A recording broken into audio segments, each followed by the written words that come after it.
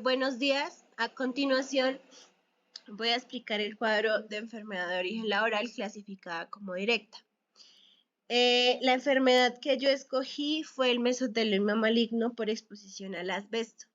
Esta es una enfermedad o un tipo de cáncer que se produce en la capa delgada del tejido que recubre la mayoría de los órganos, más conocida como el mesotelio. En los pulmones, que es donde principalmente se da esta enfermedad, se genera la pleura visceral o parietal. En cuanto ya hablando del periodo prepatogénico, tenemos que el agente es pues biológico, en este caso el asbesto. Su huésped es todo trabajador que tenga contacto con el asbesto, como los maestros de obra, los mineros de asbesto, los electricistas o los fontaneros. En resumen, es todo trabajador expuesto al asbesto, todo trabajador de demolición de construcción, los trabajadores del desmantelamiento de elementos o maquinaria donde exista el asbesto, trabajos y operaciones destinadas a la retirada del asbesto, como lo son los barcos, los vehículos o los trenes, todo lo que es trabajo de mantenimiento y reparación de materiales con asbesto, los trabajos de mantenimiento de reparación que impliquen riesgo de que se desprenda de estas fibras de asbesto, y también los trabajadores que tengan que hacer el tratamiento y la destrucción de todos estos tipos de residuos, y también los que trabajan en los vertederos autorizados para residuos de asbesto. En cuanto al ambiente, este es un ambiente biológico, se considera que es un contaminante ambiental y un medio de ambiente laboral. Contaminante ambiental porque pues este mineral está prácticamente suelto por el aire, y también en diferentes materiales que se usan para la construcción. Y medio ambiente laboral porque pues esta enfermedad se da en todos los trabajadores que tengan contacto con este mineral. Ya hablando del periodo patogénico, tenemos que la etapa clínica pues son los signos y síntomas. En esta etapa clínica, esta enfermedad ya tiene un avance complejo y pues los síntomas que va a presentar el paciente es dolor de pecho debajo de la caja torácica, tos dolorosa, disnea y dificultad para respirar, las masas inusuales de tejido debajo de la piel del pecho, fatiga, pérdida acelerada de peso sin causa aparente. En su etapa subclínica encontramos que esta enfermedad es degenerativa, latente, y pues la mayoría de veces es una enfermedad sintomática. Quiere decir que los pacientes no van a presentar ningún síntoma después de un tiempo. En este caso se evidencia de 25 a 45 años después. En cuanto a su estado crónico tenemos diferentes secuelas. Si los pacientes llegaran a resistir la enfermedad o presentar una mejoría, van a tener diferentes secuelas como la disnea, el dolor a nivel del tórax, la falta de aliento, la dificultad al tragar y los sudores nocturnos. Van a presentar una incapacidad como la ventilación mecánica prolongada, ya que pues la mayoría va a tener problemas respiratorios, dificultad para respirar. También va a tener lesiones radiológicas prolongadas, ya que esta enfermedad ataca más que todo al pulmón, y como se dijo en los signos y síntomas, pues se encuentran masas inusuales de tejido debajo de la piel del pecho, y pues va a atacar lo que son pues la pleura del pulmón, donde se van a ver las lesiones radiológicas prolongadas. También va a tener cáncer en otras áreas del cuerpo, o sea, metástasis. Quiere decir que este cáncer no solo se va a quedar en los pulmones, sino se va a diseminar a otras partes del cuerpo. La muerte, pues la mayoría de veces los pacientes no resisten esta patología. Como se dijo anteriormente, pues es una enfermedad que se presenta de 25 a 45 años después. Esto quiere decir que la enfermedad ya viene muy avanzada y los pacientes no la resisten. Como dije también anteriormente, se hace una metástasis del cáncer, en los órganos y tejidos, y pues los pacientes fallecen entre un rango de 4 a 18 meses.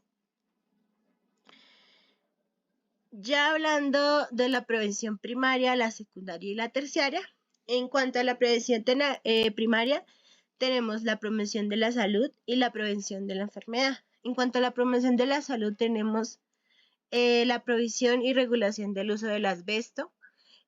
Aquí se deben implementar regulaciones estrictas sobre el uso del asbesto en la industria y promover su eliminación de una forma segura. También se debe tener en cuenta la educación pública, donde se debe crear conciencia sobre los diferentes peligros de asbesto, promover la educación pública sobre las medidas de prevención, adoptar normas de seguridad contra el asbesto. Esto se hace tanto a la comunidad como a los trabajadores.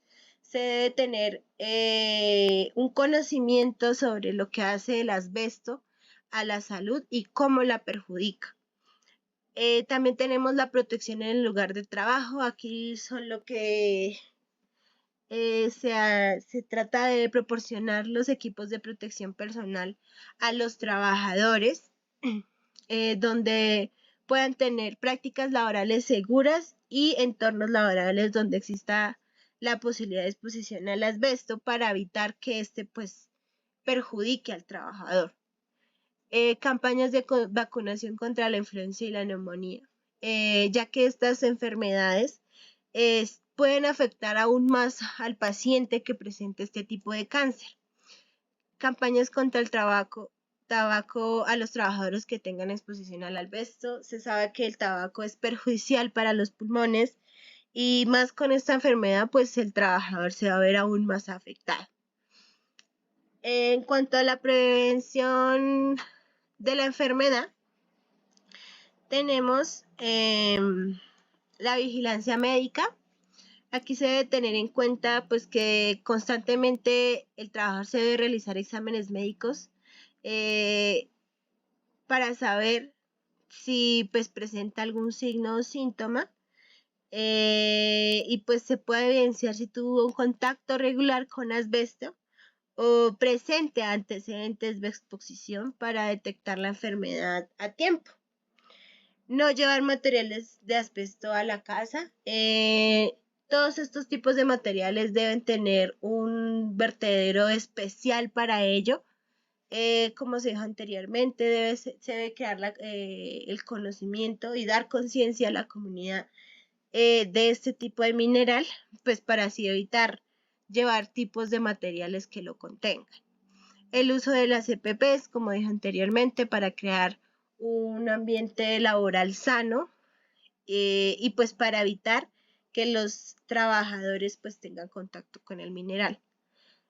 Saber los antecedentes de los trabajadores para saber si tuvieron el contacto con el asbesto o si tuvieron alguna patología, en este caso la asbestosis, que es como la etapa primaria para llegar a ser un mesotelioma maligno. Si ocurre alguna reparación donde se presente el asbesto en el hogar, llamar a un experto. Cuando existe alguna caída o algún accidente con materiales que contengan el asbesto, la comunidad debe llamar a algún experto que sepa del tema para retirar este tipo de residuos y pues así evitar que ese mineral se propague tanto en los trabajadores como en la comunidad. Y pues los programas de vacunación, como se dijo anteriormente, contra la influenza y contra la neumonía. También tenemos el tratamiento, el diagnóstico temprano que está en la prevención secundaria. Pues en el diagnóstico temprano es donde se va a evidenciar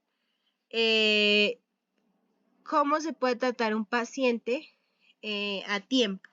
Como se dijo en la prevención de la enfermedad, se debe tener un examen o una historial clínico del paciente donde se evidencie la exposición al asbesto. Aquí se le va a realizar exámenes físicos, hallazgo de signos y síntomas. Se le va a realizar radiografía de tórax para ver cómo están los pulmones, la historia laboral donde se dice la exposición, la historia clínica con antecedente de asbestosis, como dije anteriormente, las pruebas de esfuerzo para ver cómo está trabajando el pulmón, cómo se está respirando, las pruebas de tamizaje, la espirometría para saber cuánta fuerza tiene el pulmón, la tomografía axial para poder observar bien los pulmones y que no presenten ninguna lesión, y si llegara a presentarla, pues tratarla. Y pues la biopsia para saber si existe algún tipo de cáncer en, en esta área, y en este caso pues los pulmones. En cuanto al tratamiento oportuno, tenemos que está la cirugía, la radioterapia, la quimioterapia, el manejo específico de la sintomatología, la inmunoterapia y la biopsia. En cuanto a cirugía, tenemos diferentes alternativas como la escisión local amplia, que es alguna de las cirugías para extirpar el cáncer y algo del tejido sano que lo rodea para así evitar pues que se disemine a más áreas del pulmón.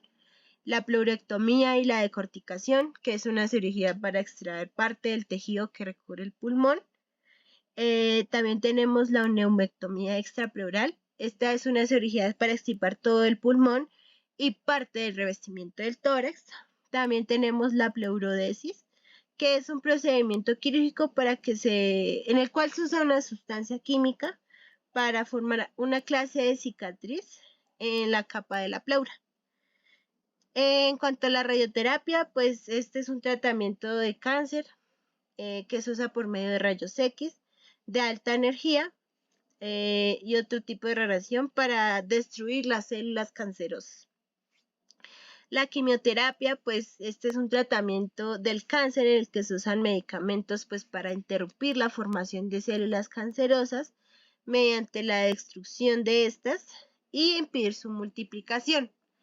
El manejo específico de la sintomatología, pues este ya se trata con medicamentos, se trata el dolor del paciente, ya que muchas veces, pues como se dice, no tiene una cura probable y pues el dolor se manifiesta de una manera muy prolongada.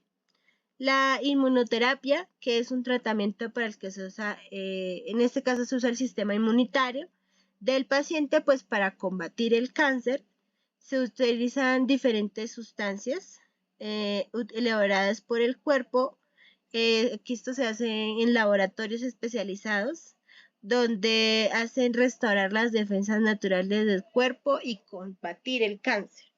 Y pues por último, las biopsias para poder ver que el cáncer sí está en los pulmones y pues se pueda tratar con este tipo de alternativas que se tienen de tratamiento oportuno. En cuanto a la rehabilitación, tenemos el manejo de signos y síntomas y control del dolor, como dije anteriormente. Es una enfermedad que no pues presenta una cura y los pacientes van a tener muchísimo dolor. Lo que se quiere evitar acá es que pues el paciente presente esto y pues tenga una calidad de vida aprobable.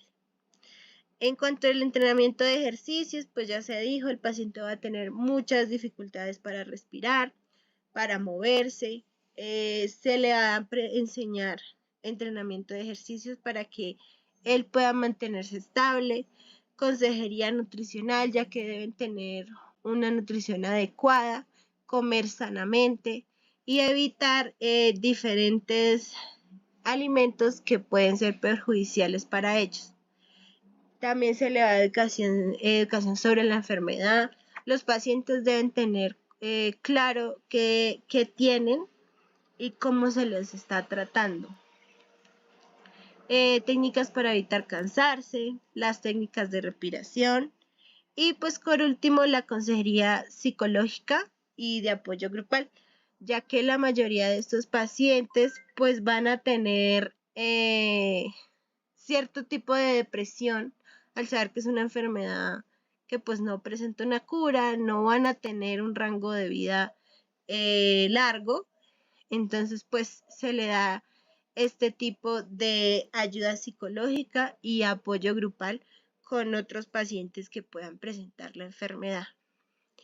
Y eso es todo. Muchísimas gracias.